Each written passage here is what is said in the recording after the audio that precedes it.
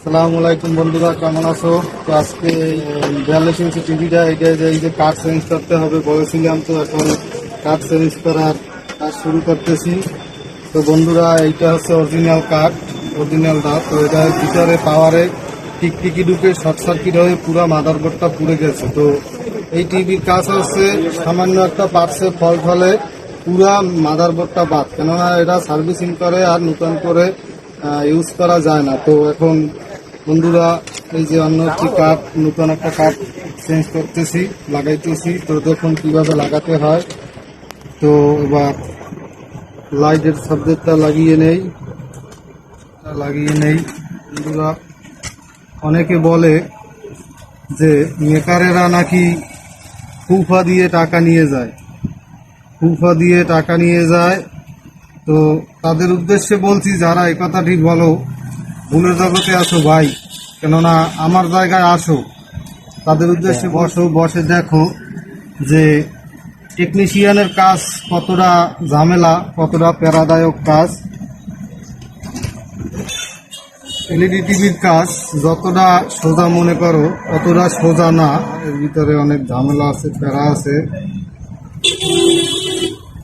তো বন্ধুরা, smart TV, smart card, তো এটার ভিতরে এখন টেকনিশিয়ানের কাজ খুব ধৈর্যের কাজ, কেননা এটা সবার দ্বারা সম্ভব হয় না। এলইডির কাজ যতটা সোজা মনে করেন অতটা সোজা না, কেননা এই সার্কিটে, এই মাদারবোর্ডে সফটওয়্যারের কাজ আছে, সফটওয়্যার দিতে হয়।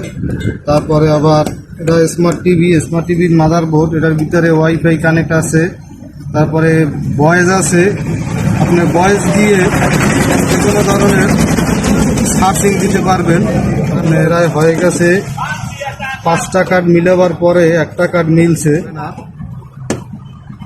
না। এগুলো বিভিন্ন কোম্পানির কার্ড থাকে, সফটওয়্যারের সাথে মিলতে হয়, প্যানেল সিটিংয়ের সাথে মিলতে হয়, তারপরে এর কাজ টেস্টিং চলবে।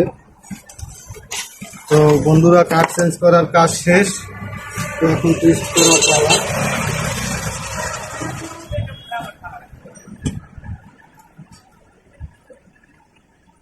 তো বন্ধুরা, ওকে হয়ে গেছে, টিভির কাজ শেষ।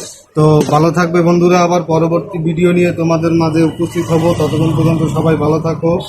আর এখানে যে কোনো